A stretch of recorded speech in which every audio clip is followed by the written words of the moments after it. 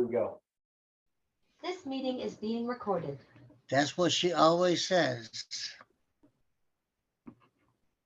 Well, Shabbat Shalom, Baruch Hashem. I know it seems like I talk about this a lot, but we have to do it one step at a time because I don't want a feeling of being overwhelmed or being redundant to make you feel like, yeah. And then again, let it go by. Kodesh is that state of being, the set apartness, holiness. It's that state of being. We've discussed this already at length, but we got to take it a little bit farther. Okay? Scripture talks about his revealed presence. One of the earliest places he does it is with the first king of Israel. Okay? Now, in this area, it gives us a really good understanding of just how much it can begin to mean to you. Okay? Now, when that first king of Israel, whenever the Most High withdrew his presence from him, meaning it was no longer revealed to him, he lost it. He fell on a sword and killed himself. Okay? Now, think about this for a moment. It wasn't for being king. He was already king. It wasn't for the people, because the people were already following. It wasn't for a woman. It wasn't for power, fame. It was specifically because he could not feel the presence of the Most High anymore. To be able to say, or for other people to be able to say, the Most High is with him. So he knew it, he could feel it, he was aware of it. It was not a guessing game.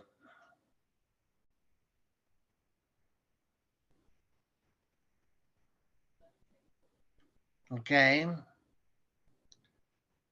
Now, again and again, forgive me, it states even in the Brit Hadashah, when we speak of the Ruach HaKodesh,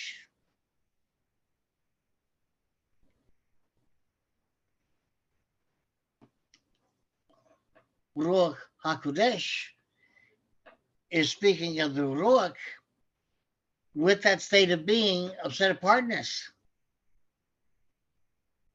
Whether you say a set apart spirit, a set apart breath, it's saying Ruach HaKodesh, that it is in a state of being of set apart. It's always that way. So you can say part of the nature of the Most High is that state of being of Kodesh. And we forget about this quite often in the way that we approach him and the way that we talk about him. Sometimes we do it superficially, arrogantly, we do it sarcastically, we do it jokingly. In all of our emotions, we still do it. Okay?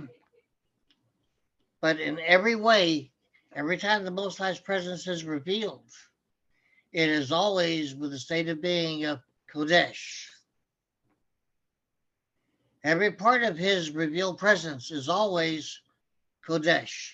That's a part of his presence, and when it's revealed, that part is always revealed.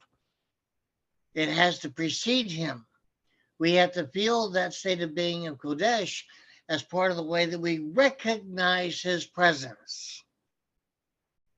Every time he speaks to somebody, every time he visits somebody, every time a messenger is sent to somebody, what precedes that encounter is that state of being of Kodesh.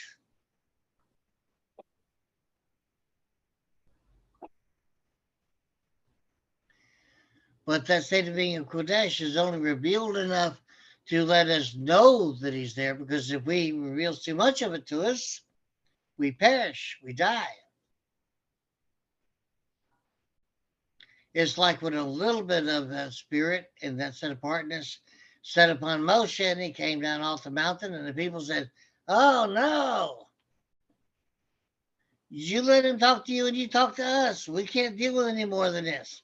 And they were just seeing his face lit up. He wasn't lit up completely. It didn't light him up like turning night into day, but just seeing his face lit up like that was enough for them to recognize we need to do it this way. So the Most High went along with that because of their lack of faith, and because they didn't want to deal with that much intimacy with the Most High. When he reveals that state of being of Kodesh with us, he prepares us for it. And that preparation for it still goes on with each person, even today. It has to clean us up, clean us out. It has to make us Kodesh for him to visit with us, to come close to us. Now think about this for a second.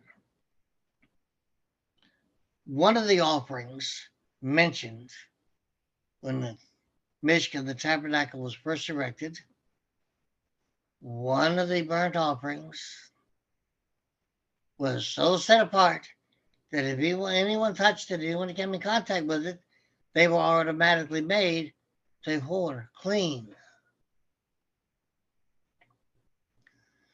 So part of what happens with Kodesh is being made tahor, clean. Anything or anyone that comes in contact with it, you can easily say that they are tahor, clean. Okay? Now, consider, please, just consider this state of being with Kodesh is always there.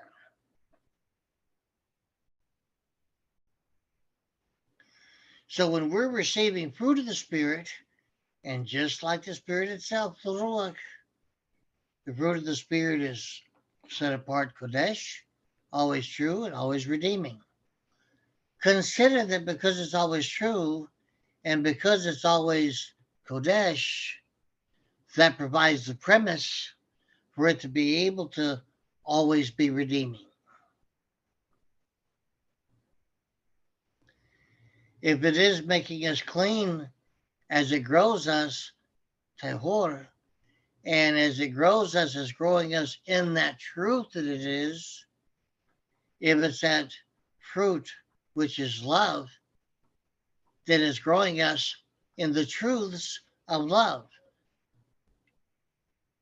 If it is growing us in his joy that is abounding, then we are growing in the truths of his joy. If the fruit is growing us in the fruit of mercy or kindness or compassion or gratitude or gentleness, peace, then it's going to be growing us in the truths of that fruit. If it's growing us in a combination of these fruits together in the directions that they can go, if it's loving kindness, then that gives us a direction with the set apartness of Kodesh that goes with that in that direction. And it grows us and redeems us in these directions. If it's joyful peace, if it's gentle gratitude, whatever combination it happens to be with one or two or all of them, we are grown and redeemed in that direction of those truths, and the whole time being set apart in what we're taught in those truths, being set apart. And part of the way that we are redeemed is how we grow in Kodesh by virtue of the fruits of the Spirit. To be redeemed, we have to be grown in Kodesh, because to be fully redeemed means we have to be Kodesh in that fullness of redemption in order to be received as fully redeemed and set apart Kodesh and Tehor by the Most High. This is all happening at the same time. There are several passages in Chronicles where it says that they will even praise the beauty or majesty of the Kodesh. So here it alludes to the Kodesh itself being considered to be beautiful and to be majestic. Now, this beauty that it speaks of the Kodesh, the state of being of Kodesh, this beauty that it speaks of is actually a word that's never mentioned in Scripture, and it's called Shekinah or Shekinah. Okay, a word that's used to describe the effect of us bearing witness of the state of being of Kodesh, the set apartness. Oftentimes, Shekinah or Shekinah is used to talk about the presence of His glory. But every time we talk about glory, we're actually 99% of the time we're talking about His honor. But whenever they describe what they are, what's revealed to them to see, to describe the set apartness itself, the state of being of Kodesh, they describe it as beauty, majesty. And as we belong to Him, we are set apart to Him. And everything with set apartness has purpose and direction. It's not an ornament. If the Most High sets us apart for a purpose for His kingdom, such as the builders and the craftsmen of the Mishkan, the tabernacle, they were set apart to that cleverness and cunning of having everything needed to be able to have that trade, okay, that craftsmanship. When two people come together in marriage, they are set apart in that marriage to Him. They are set apart to each other before Him within the auspices of that match, that marriage. So we have Kodesh before Him, we have Kodesh to each other, we have the marriage itself, a state of Kodesh. We have several areas of Kodesh all at the same time here. Whenever you accept your calling, your profession, whatever you're going to do in life, and He sets you apart to that, you are Kodesh within that profession, within that trade. You receive Kodesh as a state of being in being a husband. You also receive Kodesh as a state of being in being a father.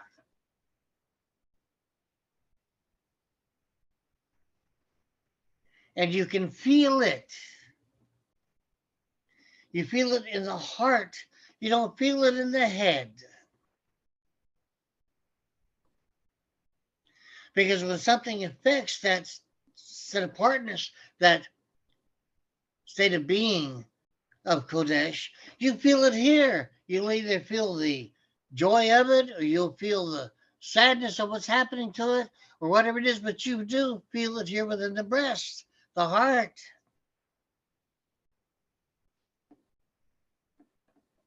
In moments where things are not well with you and your spouse, you will feel that here.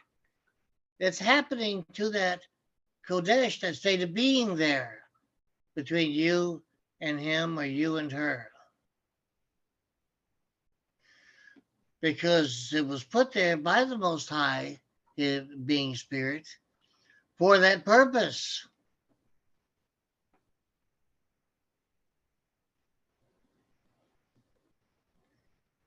Every part of his revealed presence, whatever part of his presence is revealed to us at any given time, it is Kodesh. A moment can be Kodesh. A day can be Kodesh, such as every Shabbat on a weekday, the beginning and ending of an appointed time, Moed. It is Kodesh. Okay? Now, that process of becoming Kodesh is called Kadosh. That little transition. A benefit of being Kodesh is it happened because of Kadosh.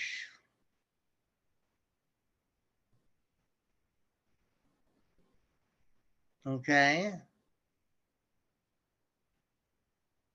Now, one little thing is if you become unclean because you have a nocturnal emission, you touch the dead, or some other thing, well, then you don't lose your state of being of Kodesh. You become unclean. So we have to do something with that water, usually right after sunset, so that we return to being Tehor for the benefit of that state of being of Kodesh.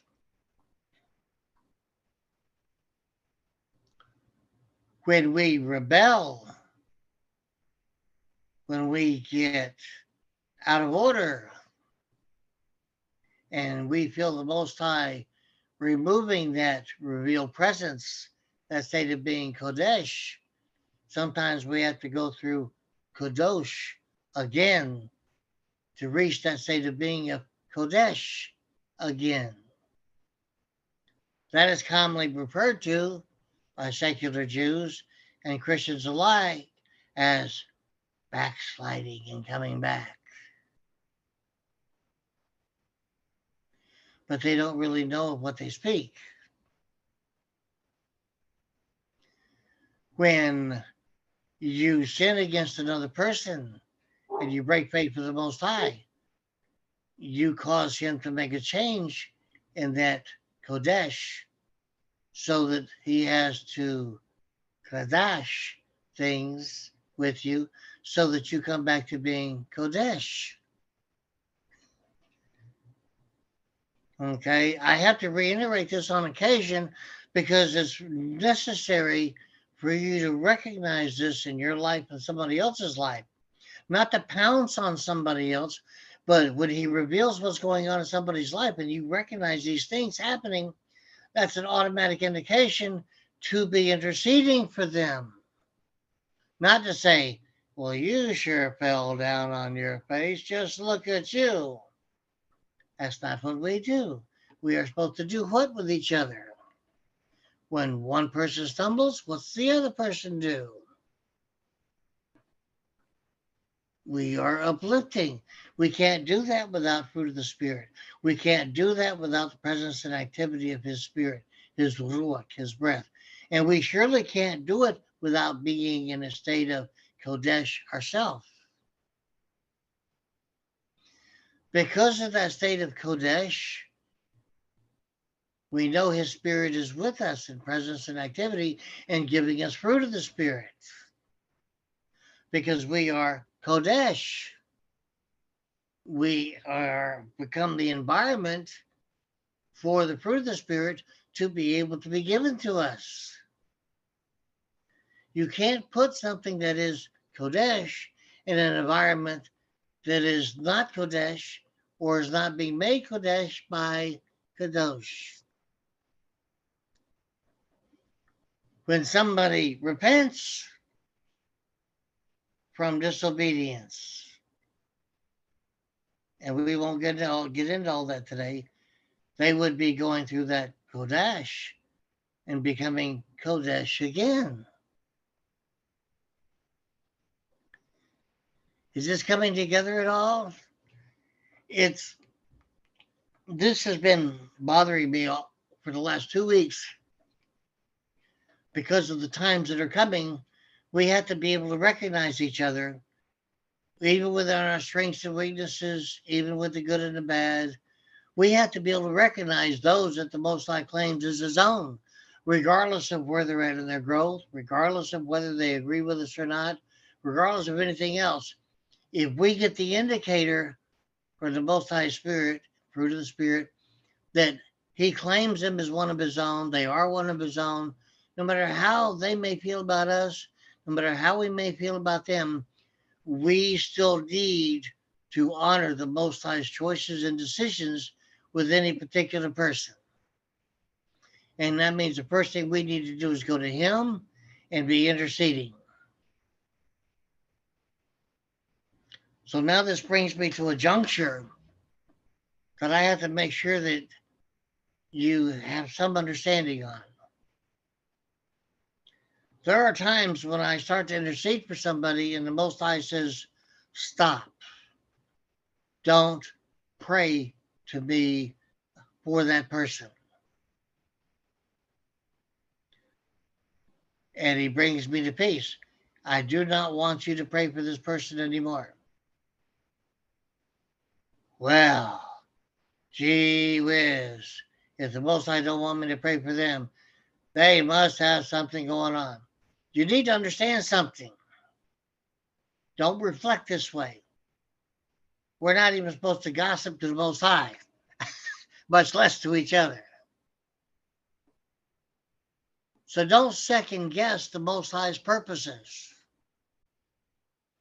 Don't think for a moment that we know why he's doing whatever he's doing between us and another person.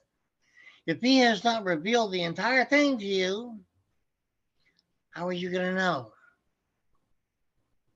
So when this occurs, we start interceding for them. And if he says, stop, don't intercede, don't pray, I don't want to hear your prayers for this person. Be still, shalom. This is what I command you. Well, you can't pray for him yourself? So, Michael, Hannah, Patrick, if the Most High didn't want to receive our prayers for a person, what's the next thing we do? Pray and ask for other people to pray for them. Absolutely. And in that respect, I have never had the Most High to tell me not to do that.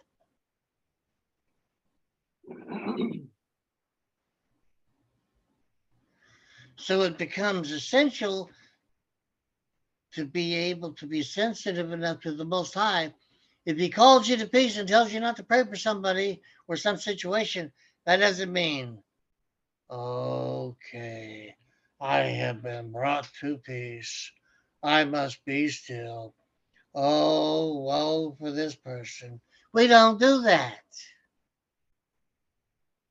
We become even more zealous for that person, interceding for the Most High to ask for other people's hearts to be stirred, for him to stir somebody else so that they will intercede for the person. Maybe he needs somebody who's previously not spent too much time interceding. Maybe they didn't like that person anyway. Maybe they don't know that person. Maybe they're halfway around the world. We don't know if he doesn't reveal it.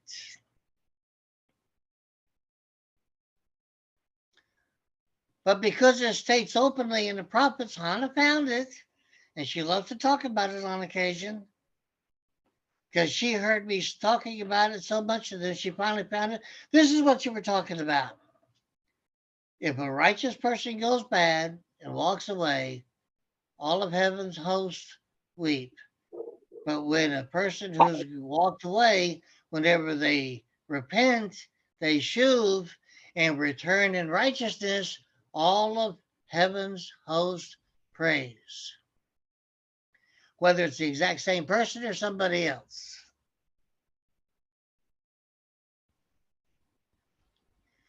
So having some familiarity with the state of being of Kodesh, your own and other people's, you can use these things as a guidepost. You can use it as an indicator, an additional witness of how to regard others that belong to the Most High, regardless of what they're going through, whether you don't know what's going on in their life. Okay? So being able to know that you're in a state of being of Kodesh, you have no idea yet. Just being in that state of being of Kodesh by virtue of the Most High with you, because you can't be Kodesh without his revealed presence with you. He can't make you Kodesh by you going through and being Kadosh without his presence being revealed. He can't restore his presence to you without Kodesh. Okay? We went over this another time, if you recall. Okay? Whether it's a noun, verb, or adjective, and how it's used in the context of sentencing or phraseology. Okay? So we've got to give consideration to this, and there's still more we got to go with. However, today I needed you to have a better understanding, okay, that if we can praise the beauty, the majesty of the state of being of Kodesh,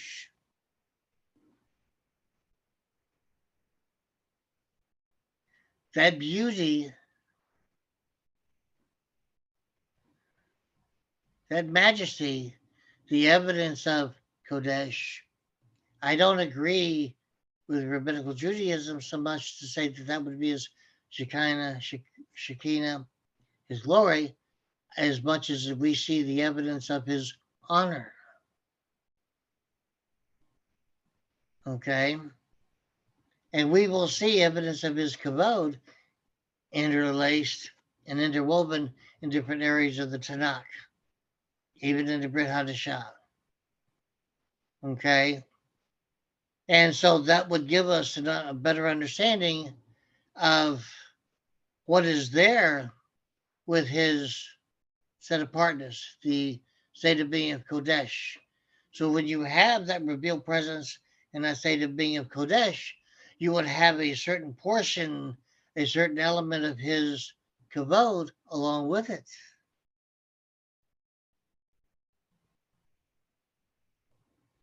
Which is another additional witness of his presence with you. Is this making any sense to anybody?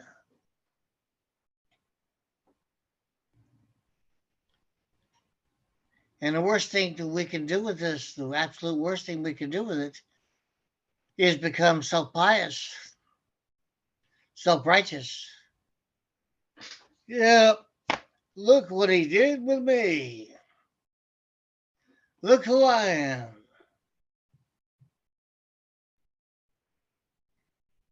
If we're seeking him, we can't be looking at ourselves. We can't be so self-absorbed that we see our status and our position with him to where we can't see anybody else first. Because we're supposed to see him first and then others. And then when we do see ourselves, part of the way he grows us is finally giving us a look at how he sees us, how he looks at us, and we get a chance to understand our worth, our sense of worth and sense of self through his eyes rather than our eyes. When we have enough of that state of being of Kodesh, enough of his fruit of the Spirit growing in us and growing us, then we will be able to see through his eyes, because of the state of being of Kodesh, with the fruit of the Spirit being Kodesh, and that Kodesh growing within us because of the fruit of the Spirit growing and us being redeemed. When all of this together is happening and we can recognize that moment by moment on a daily basis, then we begin to see ourselves through his eyes, that we were worth it for him to do this in our life.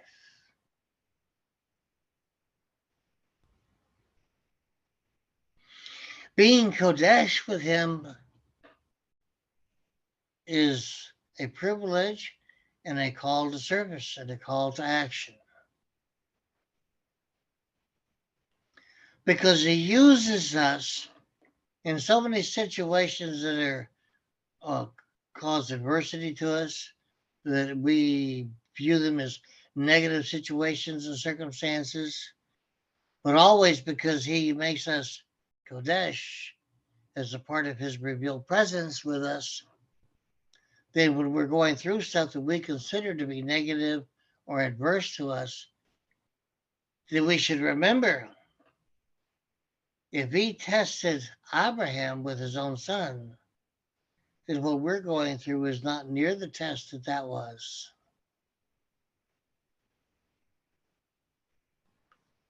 If you can even consider it a test, because if he loved us enough and trusts us enough to put us in these various vicarious situations, it's only because he does love us and he does trust us, and he's trusting in his revealed presence with us, his Kodesh with us, for us to emerge from that situation, bringing honor to him and giving honor to him. Remember what it says in John 15, the fruit of the Spirit that remains, that fruit of the Spirit that is already Kodesh,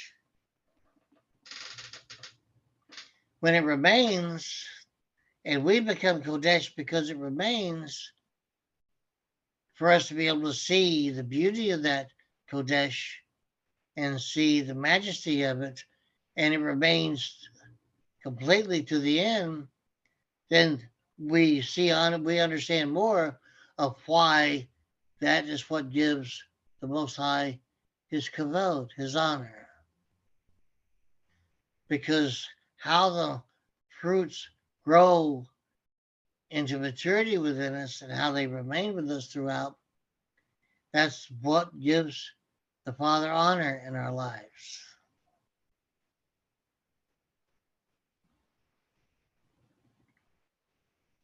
Now, that being said, when you walk into a room and you know that you are Kodesh, and he's let you know it in one way or more than one way, and there's somebody that just yuck, I don't like you in this room, I don't like you close to me. Well, guess what they're feeling and seeing? Him and his Kodesh, not you. Any questions?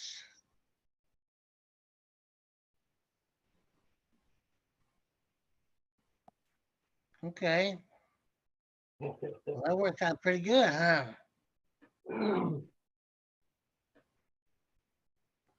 Now, I put the scriptures in the chat, guys.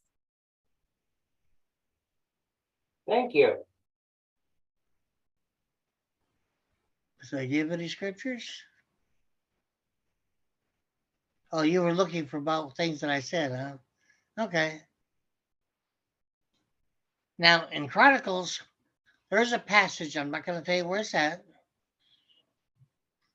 There's a passage that talks about a king of Israel, and they're gonna go out to war, and the prophet has already told them the Most High is going to fight for you.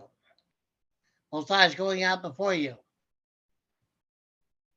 And it relates, there's a narrative that says this one group of people start warring against some of the other groups of people. They're all enemies of the king of Israel, but before they get out there to fight, they're fighting amongst themselves. And when this one group of people has eliminated all these other ones, it starts warring among itself. Until finally, when the armies of Israel get together, get there with the king, there's no enemy left to fight.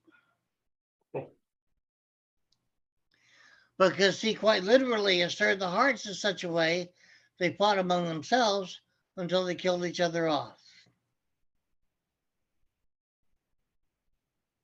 There's a lot of truth when we're in a state of being of Kodesh with him, and he orders our footsteps, he goes out before us, he prepares our way, he fights all of our battles inside of us and outside of us. He gets the victory in each battle. He gives us each victory of each battle, and he gets honor for himself from every battle in our life. Is this making sense to anybody?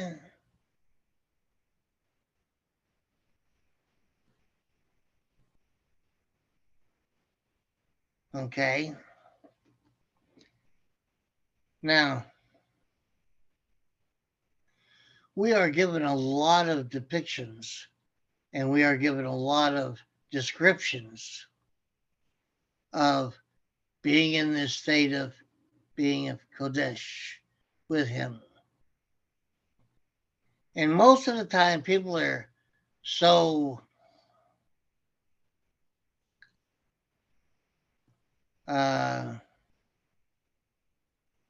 what's that word in English? We reach a saturation point to where we're not paying too much attention anymore. And that's a failing with us as human beings. When we are enjoying the state of being of Kodesh to such a degree to where we get shallow with it, or we get superficial with it, or we start feeling a lot of the different feelings that you could feel, it might be time to back up again and go through our prayers one more time for that moment as we are able to reflect. Okay? When you feel arrogant, when you feel superficial, when you feel sarcastic, when you feel your humor going in any of these ways. Nonchalant. To be Yes. casual. Then we are on the edge of making light of being Kodesh. We have to remember it's his state of being that he is extending to us. It is not ours. That's how come we know in Kodesh that we belong to him, because it's his state of being, his set apartness, his holiness, his Kodesh that he extends to us. It never belongs to us. It's one of those indicators that we belong to him, his slaves.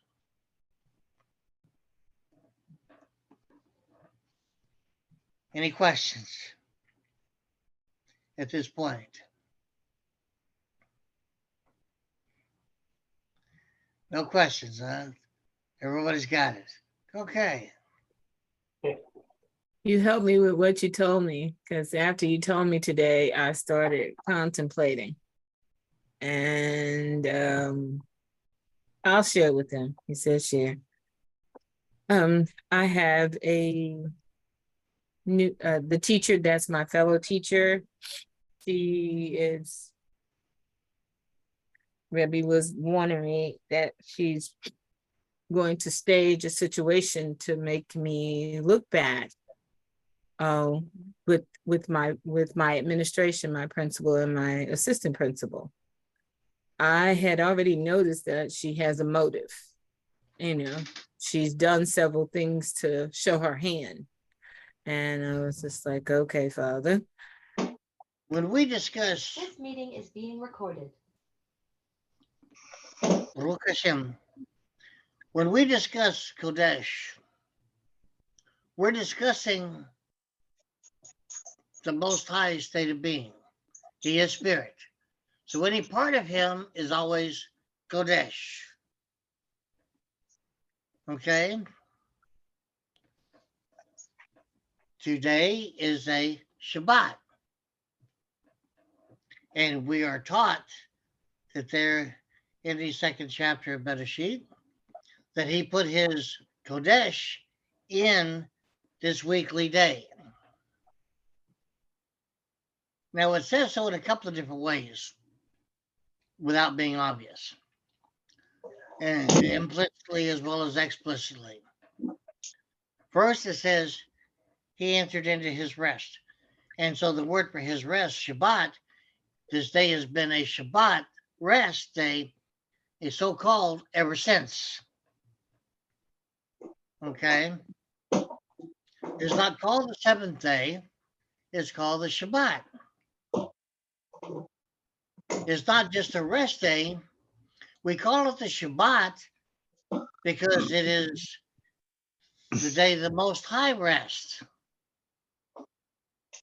So the Shabbat is actually Yod-Heh-Wah-Heh's rest day, where he enters his rest.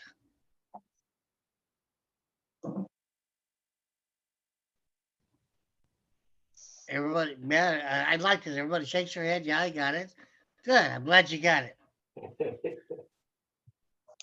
Now, the deal is when we come into the Shabbat, we have to conduct ourselves from the heart to the outside in a Kodesh way in order to be able to enter into his rest with him during his rest day when he's resting.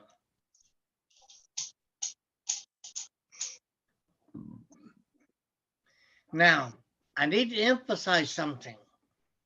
Everybody thinks about resting as though you're just kind of laid back.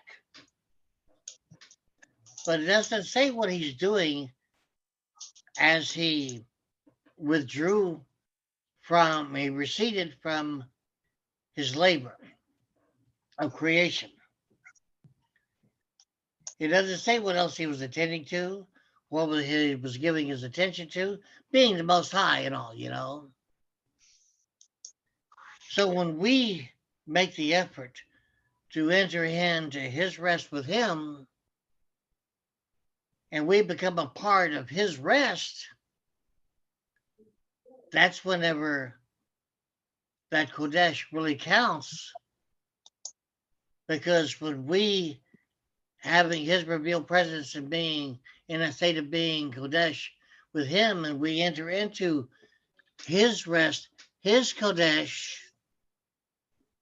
there's something of a amplifying, for lack of a better word, that goes on.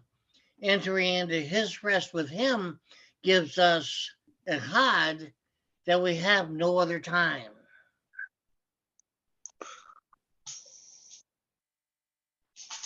As a matter of fact, Rav Shaul wrote on it in chapter 4 of Hebrews, okay, that if we don't enter into his rest with him on that day, he becomes angry.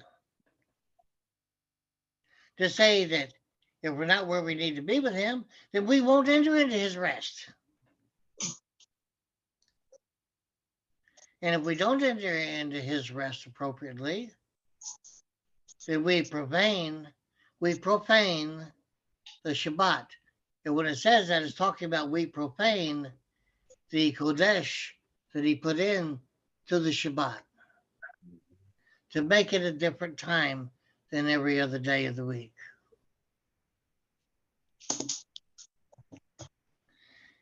Yes, Patrick? What? I'm asking you. I felt it from you.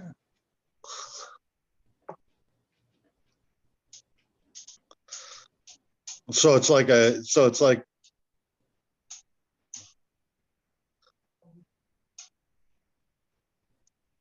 well, you can't, you can't be having a problem with your brother, so to speak, and then turn around and think that you can keep Shabbat after when you've broken a relationship. That's incorrect.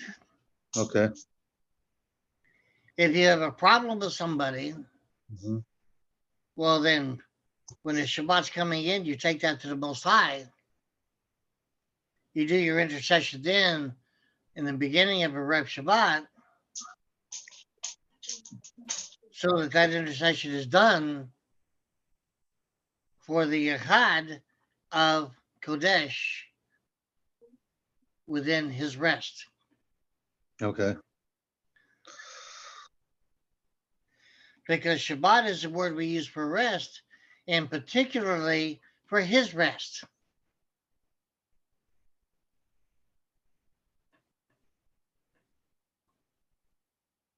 Okay.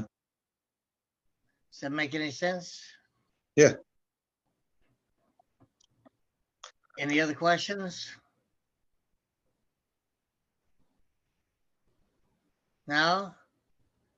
Okay.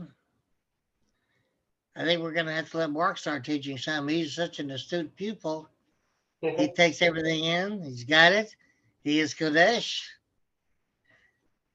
He can start giving us some pearls of wisdom of his own from that perspective the Most High gives him. That is not sarcasm, by the way.